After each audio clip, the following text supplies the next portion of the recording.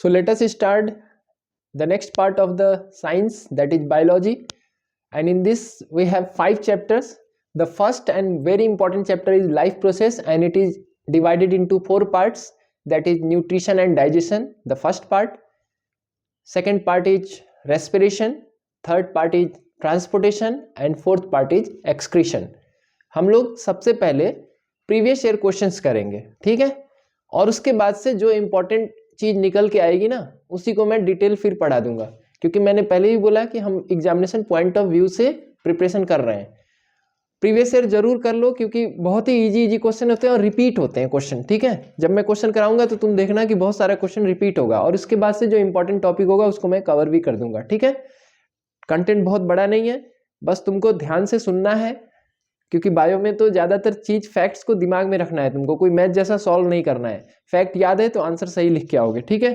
तो चलो स्टार्ट करते हैं। अब मैंने कुछ पीवाईक्यू यहाँ पे लिखा हुआ है, मल्टीपल चॉइस क्वेश्चन, जो कि रिपीट हुआ है। ये क्वेश्चन मैं अभी तुमको बता दूं, ये क्वेश्चन जो है ना 2021 में पूछा गया, 22 में पूछा गया, 24 में पूछा गया, और बहुत ही इंपॉर्टेंट क्वेश्चन है। क्या क्वेश्चन है? The length of small intestine in deer, the length of small intestine in deer is more as compared to the length of small intestine in tiger। कह रहा है कि जो डियर का स्मॉल इंटेस्टाइन होता है उसका लेंथ ज्यादा बड़ा होता है as compare to that of tiger. क्या आंसर होगा इसका? हम लोग को सबको मालूम है, बुक पढ़े होगे तो तुमको ये लाइन एकदम मिल जाएगा बुक में, कि जो हार्बीवोर्स होते हैं उसमें स्मॉल इंटेस्टाइन बड़ा होता है, और जो कार्निवोर्स होते हैं उनका स्मॉल इंटेस्टाइन छोटा होता है। रीजन क्या है? क्योंकि हार्बीवोर्स के डाइट में स्टार्च ज्यादा होता है, और स्टार्च एक पॉलीसेक्राइड है, एक कॉम्प्लेक्स कार्बोहाइड्रेट है जिसको डाइजेस्ट करने में बहुत ज्यादा टाइम लगता है। इसी वजह से जो हर्बीवोर्स होते हैं, यहाँ डियर के जगह गोट लिख सकता है, काऊ लिख सकता है, बफेलो लिख सकता है, इस तरह से क्वेश्चन बदल जाता है। टाइगर के जगह लायन लिख सकता है, लेपार्ड लिख सकता है, ठीक है। तुमको याद ये रखना है कि हर्बीवोर्स का स्मॉल इंटेस्टाइन का लेंथ ज्यादा होता है, और कार्निवोर्स में स्मॉल इंटेस्टाइन का लेंथ क्या होता है? छोटा होता है। तो रीजन क्या होगा? Mode of intake of food, गलत हो गया। टाइप ऑफ फूड कंज्यूम्ड, यही आपका सही आंसर है।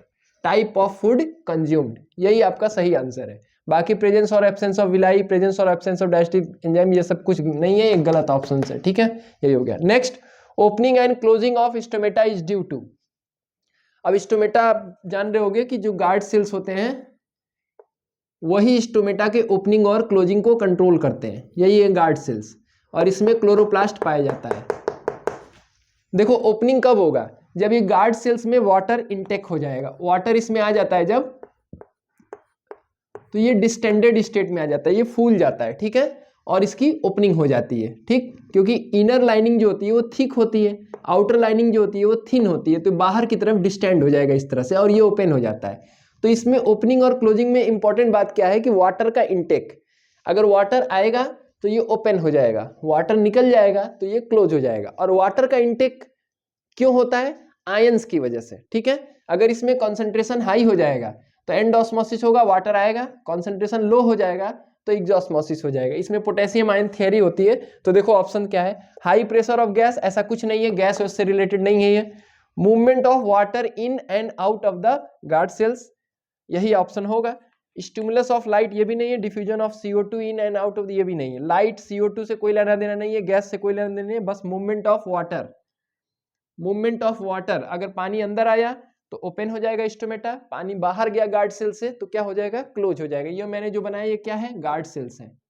गार्ड सेल्स में जब पानी अंदर की तरफ आएगा, वाटर अंदर आएगा तो ये ओपनिंग हो जाएगी स्टोमेटा की, और गार्ड सेल से पानी जब बाहर की तरफ जाएगा तो क्या हो जाएगा? क्लोजिंग हो जाएगा, ठीक है ना। नेक्स्ट क्वेश्चन है, water in roots enters due to, function of root is due to, function of root is due to, is to होगा, ड्यू टू नहीं होगा, sorry, is to absorb water, ये तो कोई लॉजिक ही नहीं हुआ।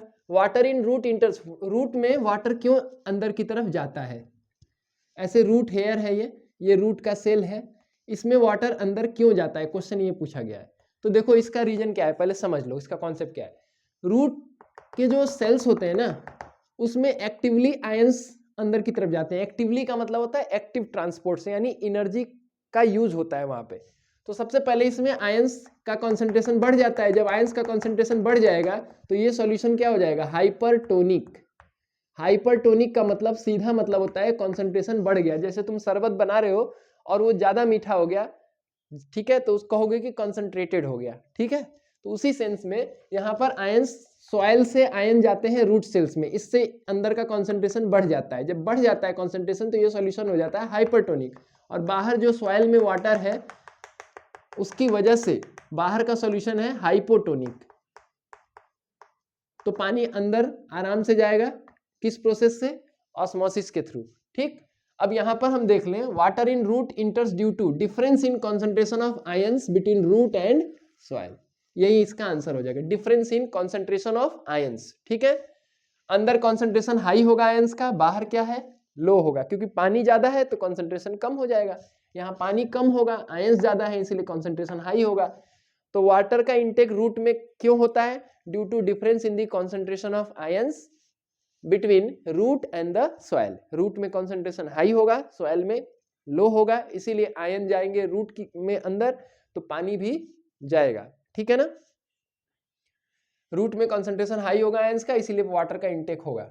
नेक्स्ट देखो, बहुत ही अच्छा क्वेश्चन है, डायग्रामेटिक है। CO2 और वाटर सनलाइट और क्लोरोफिल के प्रेजेंस में किसमें चेंज हो गया, कार्बोहाइड्रेट में। अब कह रहा है carbohydrate is utilized as A and stored as B. तो ए और बी क्या है, तो यूटिलाइज किस फॉर्म में होता है, एनर्जी के फॉर्म में होता है, और स्टोर किस फॉर्म में होता है, स्टार्च के फॉर्म में। प्लांट के सीड में, प्लांट के फ्रूट्स में, कुछ प्लांट के लीफ में starch stored form of carbohydrate होता है, ठीक है, जिसको एनिमल कंज्यूम करते हैं। तो जो कार्बोहाइड्रेट बनेगा फोटोसिंथेसिस में, उसका यूटिलाइजेशन किस फॉर्म में होगा, एनर्जी सोर्स के फॉर्म में। Carbohydrate is used as a principal energy source for organisms, ठीक। तो पहला ऑप्शन एनर्जी होगा, दूसरा ऑप्शन स्टार्च होगा, यानी पहला दूसरा नहीं, मतलब ए और B, A is energy and B is starch, ठीक है ना। तो ये 4 MCQ जो है ये बहुत ही कॉमन MCQ है, और इनको जो है हम लोग को समझ के आंसर निकालना है, ये नहीं कि बस इसको याद कर लो ऑप्शन को, क्योंकि मैंने बोला ना इसके जगह कुछ बदल भी दे तो तुम कर सकते हो, ठीक है ना। अब नेक्स्ट क्वेश्चन हम लोग करेंगे। अब इन क्वेश्चंस को देखते हैं, उन क्वेश्चंस के बाद नेक्स्ट क्वेश्चन है, most of the digestion and absorption of food mainly takes place in. बहुत ही इजी क्वेश्चन है, बहुत ही इंपॉर्टेंट क्वेश्चन है कि मोस्ट ऑफ द डाइजेशन, यानी कि डाइजेशन का मोस्ट ऑफ द प्रोसेस, और साथ ही साथ एब्जॉर्प्शन किस पार्ट में होता है एलिमेंट्री कैनाल के। तो आंसर है स्मॉल इंटेस्टाइन। आपको मालूम होना चाहिए एब्जॉर्प्शन तो स्मॉल इंटेस्टाइन में ही होता है डाइजेस्टेड फूड का। इसके अलावा डाइजेशन का भी जो मेन स्टेप है, यानी फाइनल स्टेप है, और ज्यादातर जो प्रोसेस है डाइजेशन का वो होता है स्मॉल इंटेस्टाइन में, ठीक है। तो इसका आंसर है स्मॉल इंटेस्टाइन, ठीक है। Next question, the inner walls of small intestine have finger like projections called villi which are rich in blood vessels. देखो ये असर्शन दिया हुआ है, तो असर्शन ये सही है। विलाई कहाँ पाया जाता है, स्मॉल इंटेस्टाइन में पाया जाता है। कैसे होते हैं वो, they are finger like projections and they are richly supplied with blood vessels. Small intestine के अंदर जो है छोटे छोटे फिंगर लाइक प्रोजेक्शंस पाए जाते हैं, और उसमें बहुत सारे ब्लड वेसल्स का सप्लाई होता है, ठीक है, ये बात सही है। The villi have large surface area to help small intestine in completing the digestion of food. बहुत सही बात है, एकदम सही है। Villi have large surface area to help small intestine in completing the digestion of food, ठीक। तो अब यहां तुमको बात को समझना है कि लार्ज सरफेस एरिया तो होता है, तो डाइजेशन को कंप्लीट करने के लिए नहीं होता है, फॉर एब्जॉर्प्शन ऑफ फूड के लिए होता है। तो ये डाइजेशन ऑफ फूड नहीं होगा, इसके जगह होना चाहिए फॉर एब्जॉर्प्शन ऑफ फूड, ठीक है ना, फॉर एब्जॉर्प्शन ऑफ फूड। क्योंकि विलाई का रोल कोई एंजाइम प्रोड्यूस करना नहीं होता है, विलाई जो है डाइजेस्ट नहीं करता है, हाँ, विलाई एब्जॉर्प्शन का काम करता है, ठीक है ना। डाइजेस्टेड फूड को एब्जॉर्ब करने का काम किसका होता है, विलाई का होता है। तो असर्शन करेक्ट है, रीजन जो होगा उसका वो होगा, रीजन इनकरेक्ट हुआ। क्यों हुआ, क्योंकि villi are meant for the absorption of digested food, absorption of digested food, digested food को एब्जॉर्ब करने में हेल्प कर रहे हैं, डाइजेशन प्रोसेस को इसमें एंजाइम वगैरह नहीं प्रोड्यूस करते हैं। नेक्स्ट है, nitrogen is essential element for plant growth and is taken up by the plant in the form of nitrates and nitrites. ये बुक में एज इट इज लिखा हुआ लाइन मिल जाएगा कि नाइट्रोजन किस फॉर्म में प्लांट यूज करता है, देखो एटमॉस्फेयर में 78% नाइट्रोजन है, लेकिन वो नाइट्रोजन डायरेक्टली प्लांट यूज नहीं कर पाता है। प्लांट किस फॉर्म में नाइट्रोजन को यूज करता है? नाइट्रेट्स एंड नाइट्राइट्स के फॉर्म में। नाइट्रेट आयन क्या होता है? NO3-। नाइट्राइट क्या होता है? NO2-। तो जो नाइट्रीफाइंग बैक्टीरिया होते हैं, इसके अलावा जो एटमॉस्फेरिक इवेंट्स होते हैं, जो लाइटनिंग एंड थंडरिंग, उस समय जो एटमॉस्फेरिक नाइट्रोजन है वो फाइनली सॉइल में नाइट्रेट्स और नाइट्राइट्स के फॉर्म में कन्वर्ट हो जाता है और वही वाटर में डिजॉल्व होता है, तो प्लांट उसको एब्जॉर्ब करता है। यानी प्लांट को नाइट्रोजन किस फॉर्म में मिलता है? Nitrates and nitrites. ये क्वेश्चन बन के भी पूछा जा सकता है, याद रखना।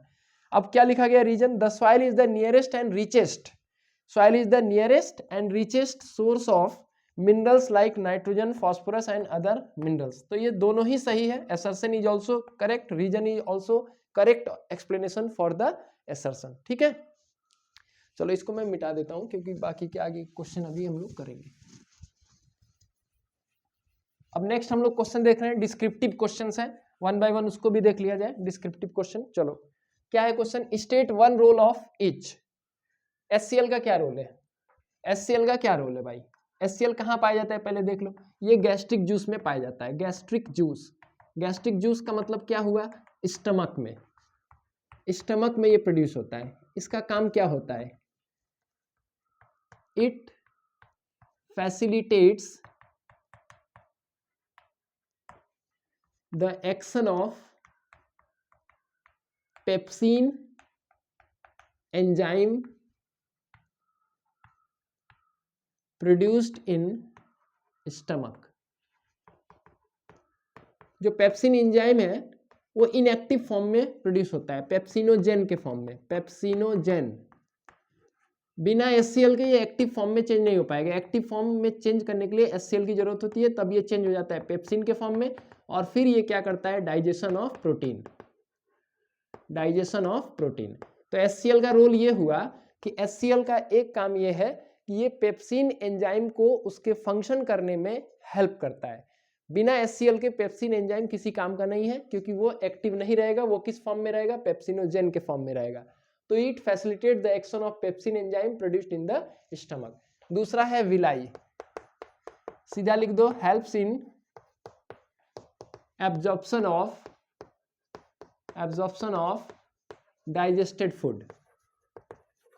डाइजेस्टेड फूड को एब्जॉर्ब करने में हेल्प करता है। ठीक है, कहां पाया जाता है villi? In the inner lining of small intestine. Next क्या है? Anal sphincter.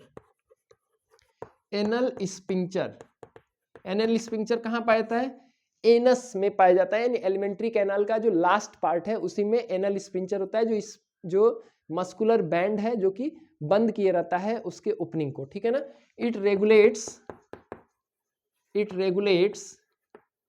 The passage of waste material out of the alimentary canal.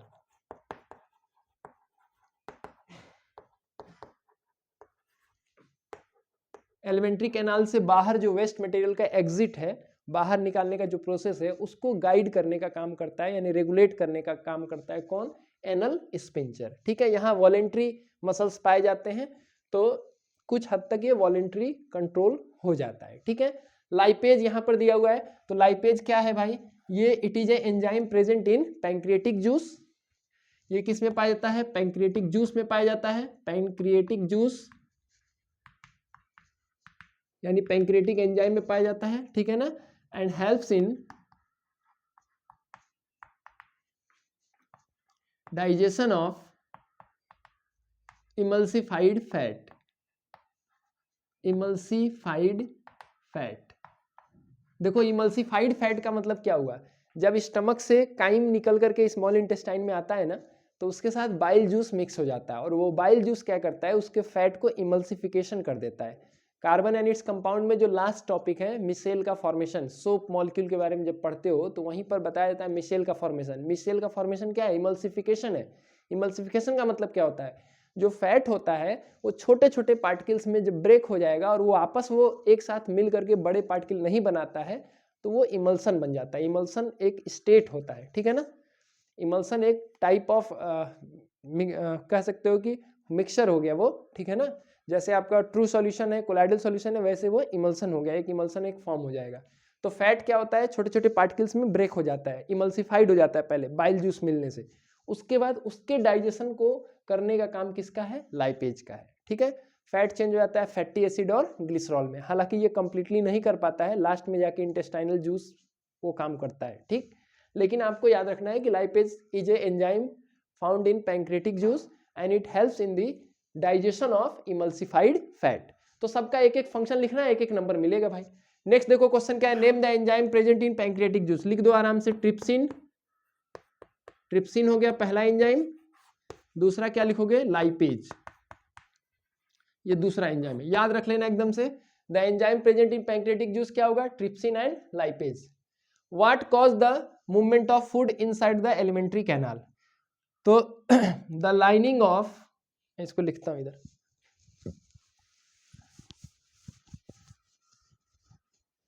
एक बार बस पीवाईक्यू करो भाई, एकदम तैयार हो जाता है, बायोलॉजी में बड़े बड़े क्वेश्चन आते ही नहीं है।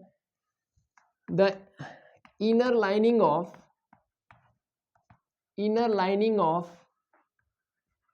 Alimentary canal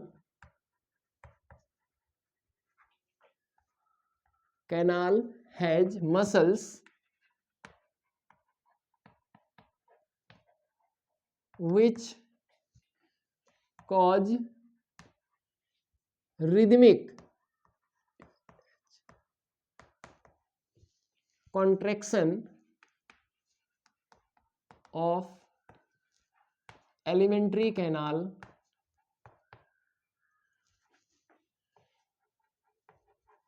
and push the food particle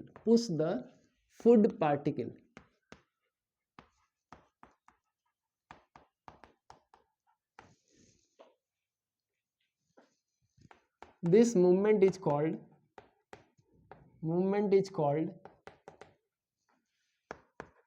peristalsis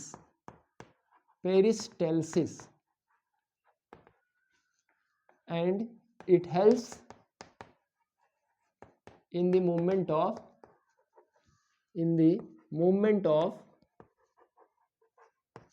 food particles।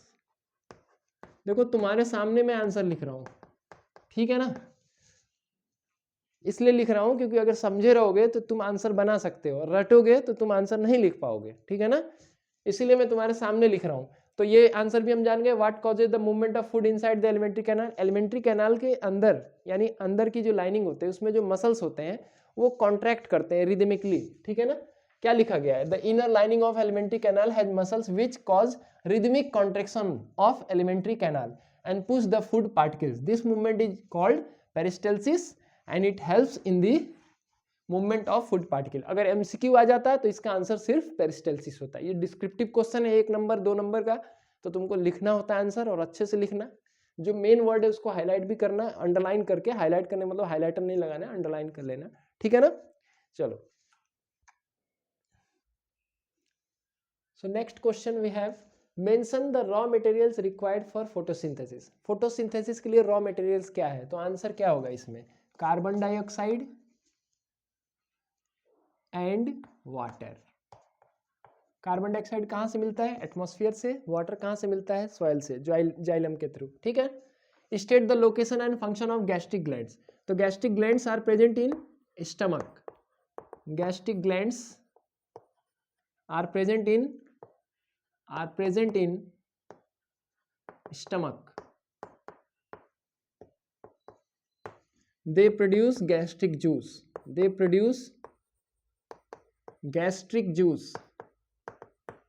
ये क्या प्रोड्यूस करते हैं, गैस्ट्रिक जूस, विच कंटेन, अब ये इंपॉर्टेंट है, विच कंटेन, 3 चीज इसमें होता है, पहला HCl, दूसरा पेप्सिन एंड म्यूकस, ठीक है। अब तीनों का रोल देखो, यहाँ HCl लिखा है तो मैं HCl का रोल बता दे रहा हूँ, पेप्सिन मैंने पिछले वाले क्वेश्चन में आपको बताया था, नहीं बताया होगा तो यहाँ पर देख लीजिएगा, यहाँ पेप्सिन बताऊंगा मैं, और म्यूकस का रोल भी मैं यहाँ पर बता दूंगा, ठीक है। जब आप आंसर लिखेगा तो डिटेल लिखना पड़ेगा, HCl का क्या रोल है, पेप्सिन का क्या रोल है, म्यूकस का क्या रोल है, क्योंकि मुझे बताना ही है तो मैं यहाँ पर अभी नहीं बता रहा हूँ, यहाँ पर मैं बता दे रहा हूँ। State the role of HCl, तो HCl का क्या रोल है, it facilitates the action of pepsin enzyme, pepsin enzyme, pepsin enzyme आगे भी मैंने बताया था, digestion of, pepsin is required in the digestion of protein, pepsin is required for the digestion of protein, ये मैंने बताया हुआ है पिछले क्वेश्चन में, ठीक है। Trypsin, it is enzyme secreted by enzyme, it is protein digesting enzyme, protein digesting enzyme, enzyme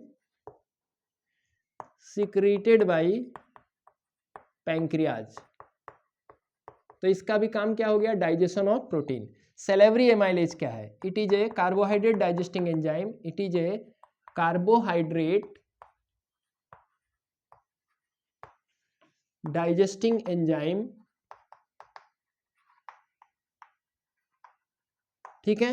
क्या करता है ये चेंज करता है स्टार्च इनटू, स्टार्च को कन्वर्ट कर देता है किसमें, सिंपल कार्बोहाइड्रेट्स में, सिंपल कार्बोहाइड्रेट्स में, यानी कि माल्टोज में, है ना, स्टार्च टू माल्टोज, लेकिन माल्टोज तुम्हारे लेवल पे जरूरी नहीं है, तुम यही लिखना, it converts starch into simple carbohydrate. Salivary enzyme कहाँ पाया जाता है, salivary amylase, it is a carbohydrate digesting enzyme produced by the salivary gland, buckle cavity में 3 पेयर सेलेवरी ग्लैंड होते हैं, वही सिक्रीट करते हैं सेलेवरी एमाइलेज एंजाइम, और ये करता क्या है, it changes starch into simple carbohydrate, ठीक है।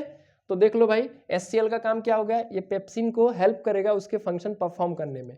ट्रिप्सिन क्या है, प्रोटीन डाइजेस्टिंग एंजाइम है, कौन सिक्रीट करता है, पैंक्रियाज।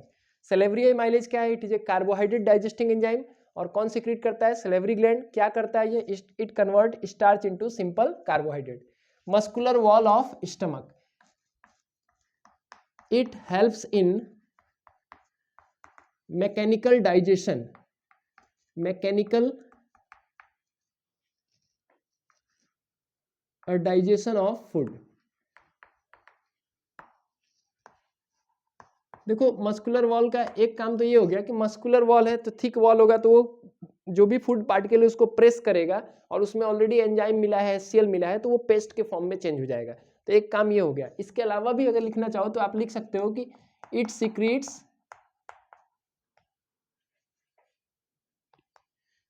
गैस्ट्रिक जूस, और गैस्ट्रिक जूस में आप यहाँ पर देख ही रहे हो क्या क्या पाया जाता है, HCl पाया जाता है, पेप्सिन पाया जाता है, म्यूकस पाया जाता है, तो उसका रोल तुम लिख सकते हो। पेप्सिन क्या है, देखो यहाँ ऑलरेडी मैं बता चुका हूँ, पेप्सिन क्या है, प्रोटीन डाइजेस्टिंग एंजाइम है, protein digesting enzyme,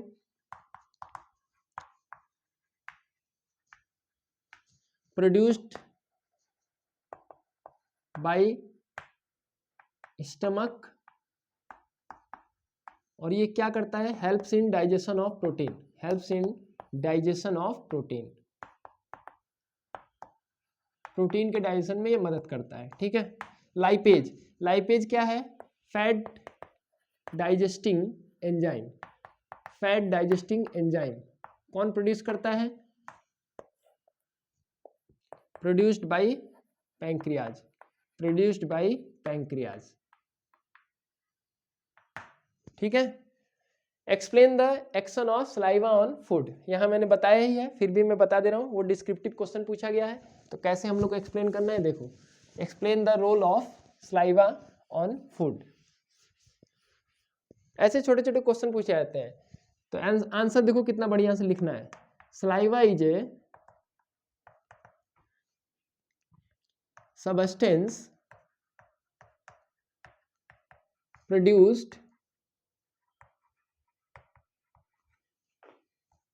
in the buccal cavity, buccal cavity में प्रोड्यूस होता है, buccal cavity by salivary glands,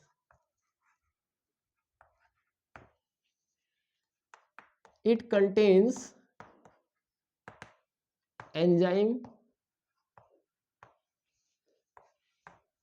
salivary amylase which helps in digestion of carbohydrate, carbohydrate क्या करता है ये कार्बोहाइड्रेट को, तो कार्बोहाइड्रेट जो स्टार्च के फॉर्म में होगा, कॉम्प्लेक्स कार्बोहाइड्रेट को कॉम्प्लेक्स कार्बोहाइड्रेट्स सलेवरी एमाइलेज के प्रेजेंस में, एस से मैं लिख दे रहा हूँ सलेवरी एमाइलेज SA, तो ये सिंपल शुगर में उसको ब्रेक करेगा। सिंपल शुगर कंप्लीट डाइजेशन तो नहीं करेगा, लेकिन कुछ हद तक उसको सिंपल शुगर में ब्रेक डाउन कर देगा। इसके अलावा saliva also helps in mixing of food, ठीक है, मतलब कन्वर्जन इनटू बोलस, क्योंकि वो सलाइवा से स्टिकी हो जाता है फूड पार्टिकल, तो वो चिपक जाता है, चिपक करके वो बोलस के फॉर्म में चेंज हो जाता है। यानी फूड पार्टिकल्स जो हैं उसमें जब सलाइवा मिक्स होगा तो वो किस में चेंज हो जाएगा, बोलस। बोलस क्या होता है, छोटे छोटे रोटी के टुकड़े को जब तुम माउथ में मास्टिकेट करोगे और उसके बाद उसको बाहर निकालो तब देखो तो क्या हो जाएगा, वो चिपक जाता है। तो चिपक गया तो उसको हम लोग बोलस बोलते हैं उस तरह से, तो इसोफेगस में आसानी से जाएगा।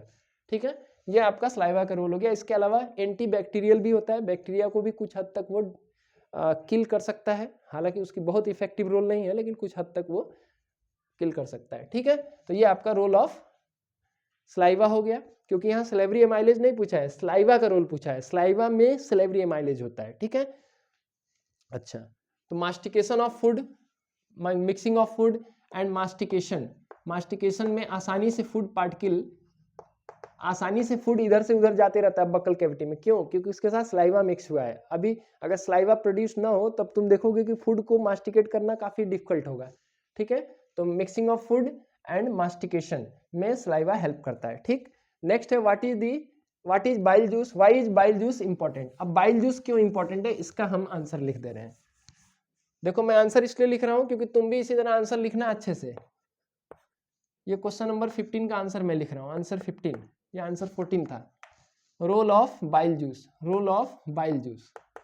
सबसे पहले ये बता देना कि बाइल जूस कौन प्रोड्यूस करता है। बाइल जूस इज प्रोड्यूस्ड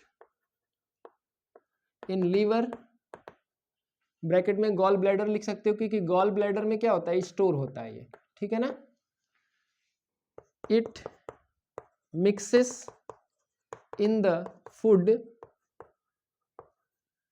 इन डियोडिनम।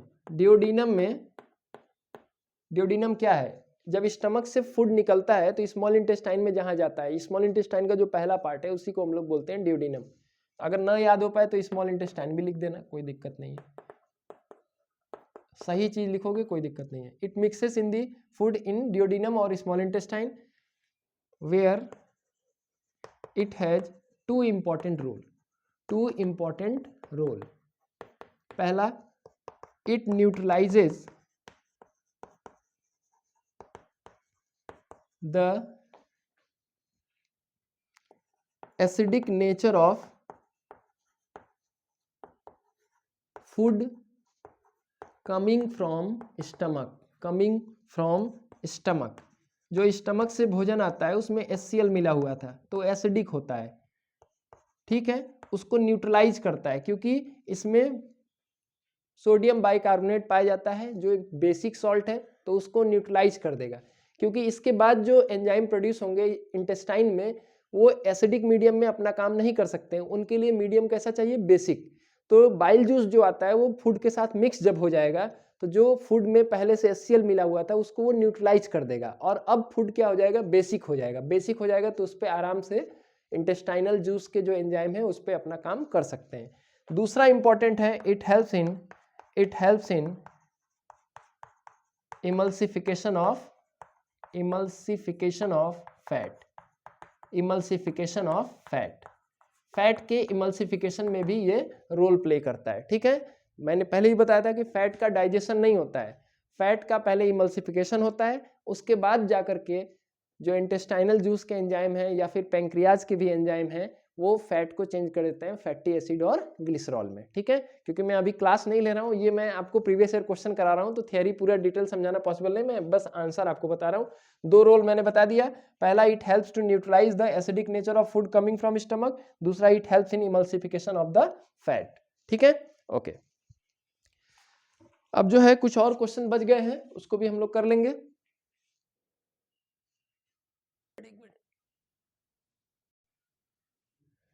सो अब नेक्स्ट क्वेश्चन है 16th question, list the event in proper sequence that takes place during photosynthesis. देखो सीक्वेंस बहुत इंपॉर्टेंट होता है बायोलॉजी में, ठीक है ना। सीक्वेंस, आपको चीजें याद होने के साथ साथ सीक्वेंस में याद होनी चाहिए, क्योंकि एग्जाम में क्वेश्चन सीक्वेंस से आएगा। डाइजेशन ऑफ फूड है तो आपको बक्कल कैविटी से लेके एनस तक का बताना है, ये नहीं कि आप स्मॉल इंटेस्टाइन पहले बता देंगे। वैसे ही फोटोसिंथेसिस में जो 3 स्टेप होते हैं उनको सीक्वेंस में लिखना है। तो पहला स्टेप क्या है, absorption of light energy by chlorophyll, पहला स्टेप होता है absorption of light energy by chlorophyll. दूसरा स्टेप क्या होगा, conversion of light energy into chemical energy and splitting of water molecules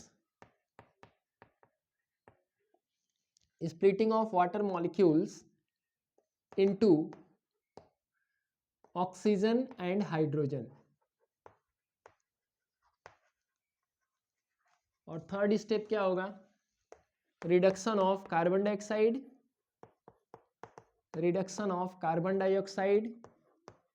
into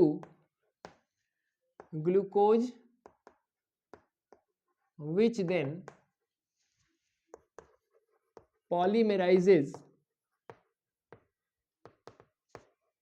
to form starch।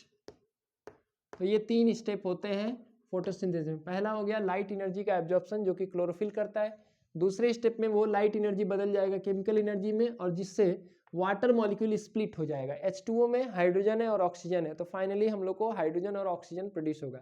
याद रहे कि यहाँ जो हाइड्रोजन प्रोड्यूस होगा वो H2 के फॉर्म में नहीं होगा, H+ आयन के फॉर्म में होगा, ठीक है। लेकिन तुम्हारे लेवल पर सिंपल में ये बोला जा रहा है ऑक्सीजन एंड हाइड्रोजन। ये मत सोच लेना कि H2 मॉलिक्यूल प्रोड्यूस होगा, मॉलिक्यूल नहीं प्रोड्यूस होगा। हाँ, O2 मॉलिक्यूल प्रोड्यूस होगा, लेकिन हाइड्रोजन किस फॉर्म में प्रोड्यूस होगा, H+ के फॉर्म में, जो यूज हो जाएगा, क्योंकि इसका डिटेल स्टेप तो हम लोग पढ़ नहीं रहे।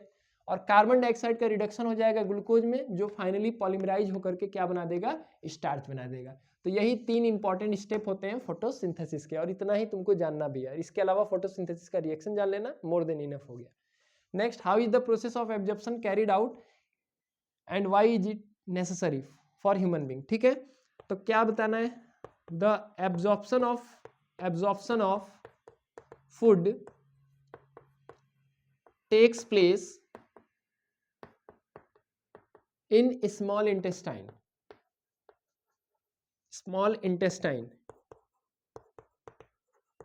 the inner lining of small intestine has numerous finger like projections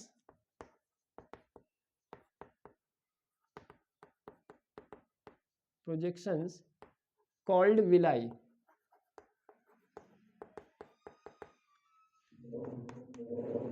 They are thin walled and are richly supplied with blood vessels.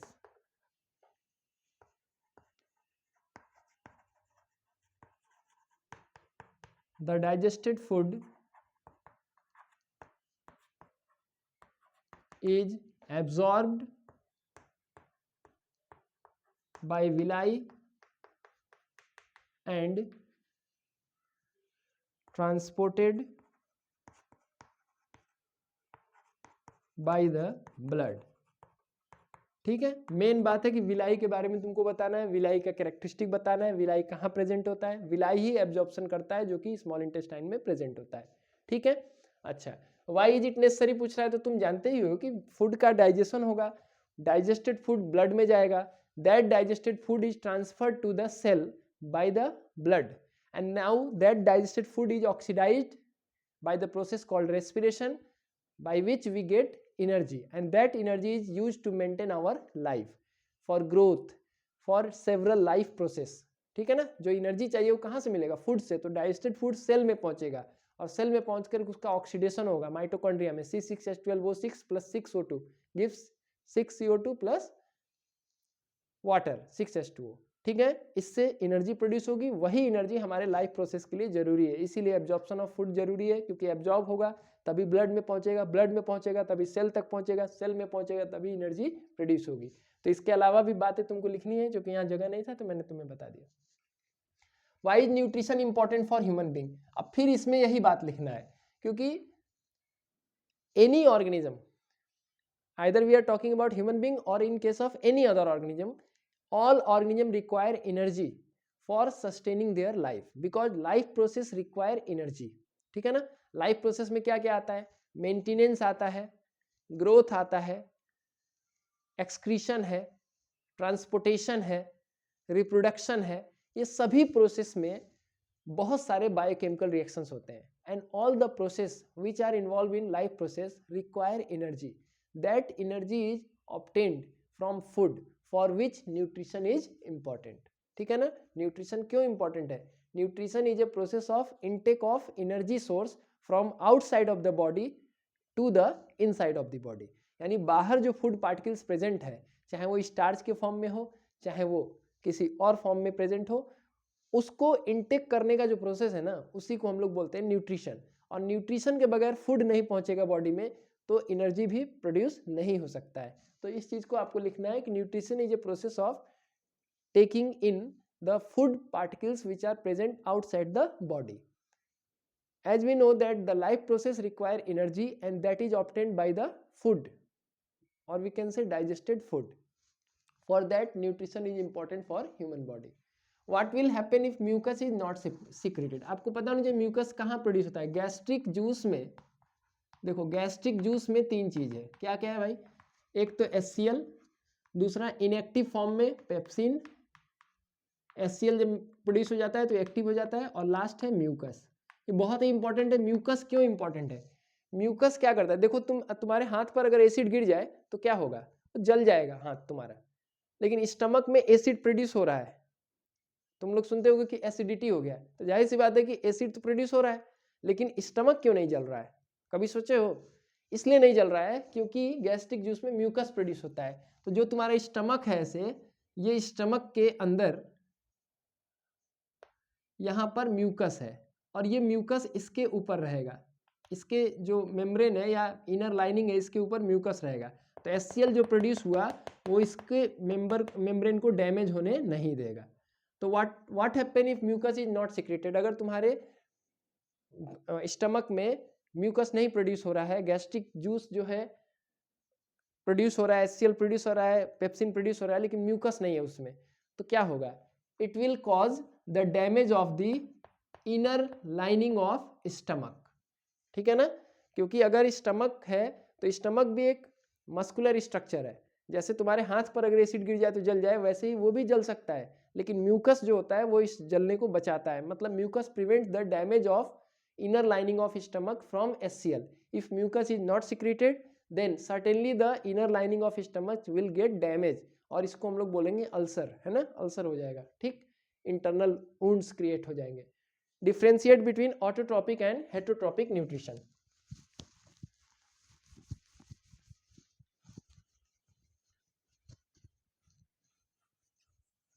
Autotrophic and heterotrophic nutrition.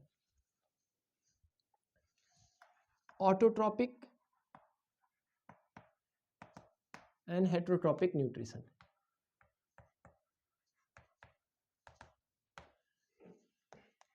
In this type of nutrition,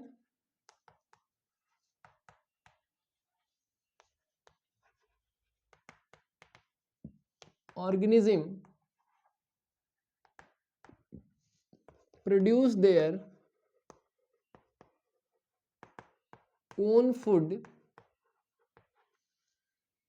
by utilizing the substance present in the atmosphere, present in the environment लिखो, atmosphere मतलब environment, this is called photosynthesis, photosynthetic process है ना, थेटिक process. Reaction भी लिख सकते हो, 6 CO2 plus 12 H2O in presence of chlorophyll and sunlight, क्या produce होगा, C6H12O6 plus 6O2 plus 6H2O। Heterotrophic क्या होगा, in this type of nutrition, in this type of nutrition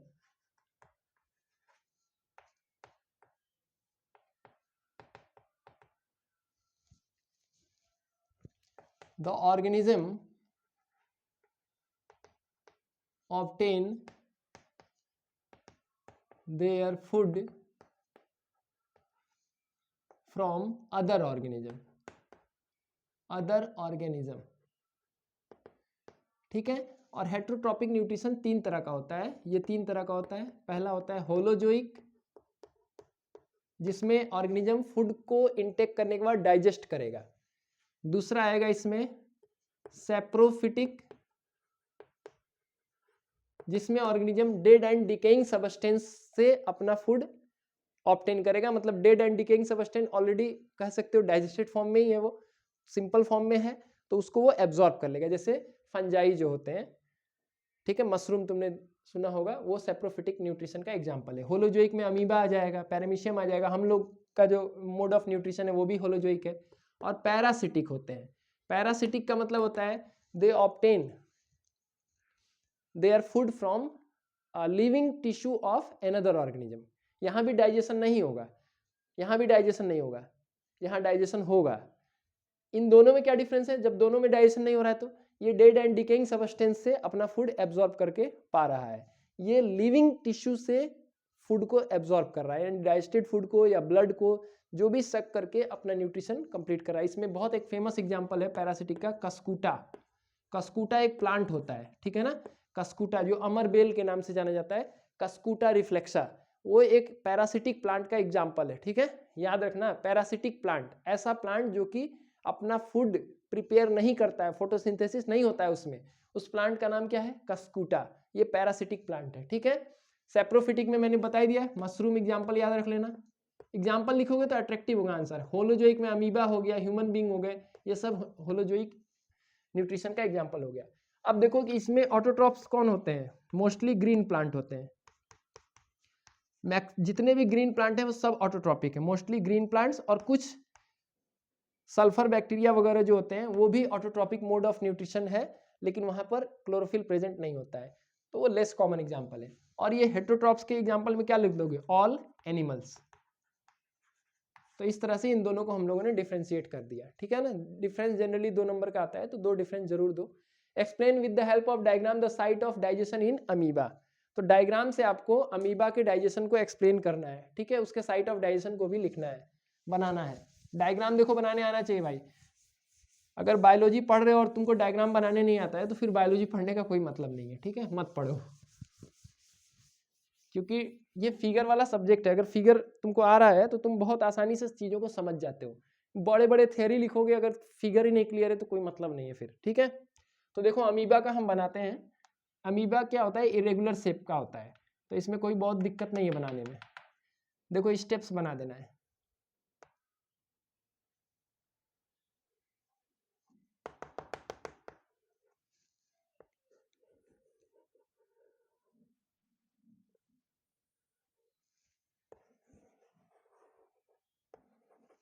देखो तुरंत बन गया फिगर, कितना टाइम लगा, कोई टाइम नहीं लगा। ये न्यूक्लियस है और ये साइटोप्लाज्म है, यहाँ फूड पार्टिकल है, ये आपका फूड पार्टिकल है, यहाँ फूड पार्टिकल के चारों तरफ एक टेम्पररी स्ट्रक्चर बना है, टेम्पररी स्ट्रक्चर, ठीक है। और यहाँ क्या बन गया, फूड पार्टिकल अंदर चला गया बॉडी के, ये क्या बन गया, फूड वैक्यूल, और डाइजेशन ऑफ फूड हो गया। यहाँ पर digested food is diffused in the cytoplasm. Figure हमारा बन गया। अब क्वेश्चन को समझ लीजिए, explain with the help of diagram the site of digestion in amoeba. तो अमीबा में साइट ऑफ डाइजेशन फिक्स नहीं होता है, ठीक है, सबसे बड़ी बात है। The site of digestion is not fixed in amoeba, ठीक है। ए temporary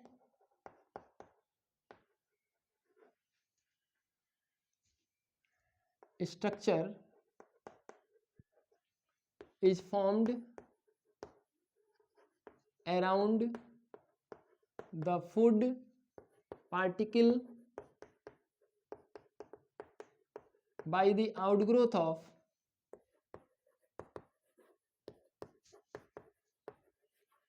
cell surface, which then fuses with food to form food vacuole। गलत लिख दिया, vacuole। The complex food is digested in food vacuole and then transferred into the cytoplasm। अब excretion की बात तो पूछा नहीं, पूछा होता तो हम लिख सकते हैं the waste substance produced is eliminated from the surface in the same way, ठीक है ना। तो ये आपको फिगर बनाना है, 1 2 3 4 4 फिगर हो गए, और इस तरह से फूड का डाइजेशन हम समझा दिए इसमें, ठीक है ना। तो देखो इस तरह से मैंने यहाँ पर लास्ट 5 to 6 ईयर के क्वेश्चन करा दिए। हाँ, ये जो वीडियो है जरा लंबा भी हो सकता है, आपका 30-40 मिनट का हो सकता है, लेकिन तुम सोचो कि पूरे साल तुमने इस चैप्टर को पढ़ा है और प्रीवियस ईयर करे होगे, तब तो इस वीडियो की कोई ज़रूरत नहीं है तुम्हें। लेकिन अगर मैं 40-50 मिनट में अगर सारे क्वेश्चन करा दे रहा हूँ और सारे इंपॉर्टेंट चीज़ तुमको प्रिपेयर हो जाए, तो ये बहुत अच्छी बात है कि नहीं है। क्योंकि सारा कुछ पढ़ने के बाद अगर एग्जाम में जो चीज़ आता है वो अगर तुम नहीं प्रिपेयर करोगे तो कोई मतलब नहीं है पढ़ने का, है कि नहीं। क्योंकि एग्जाम में आंसर लिखने होंगे, तुम बहुत सारा चीज़ पढ़े हो लेकिन एग्जाम में जो पूछा जाता है वो तुम प्रिपेयर ही नहीं किए हो, तो फिर कोई मतलब नहीं है लेसन का। इसीलिए जरूर कंप्लीटली देखो और 1 by 1 क्वेश्चंस को देख लोगे, 1-2 बार देख लोगे तो तुम्हें याद हो जाएगा, ठीक है ना। अब इसी तरह से नेक्स्ट जो टॉपिक होगा उसको भी हम लोग कवर करेंगे। इसके बाद जो है रेस्पिरेशन, उसके बाद से ट्रांसपोर्टेशन और उसके बाद से एक्सक्रीशन, ठीक है ना। Thank you.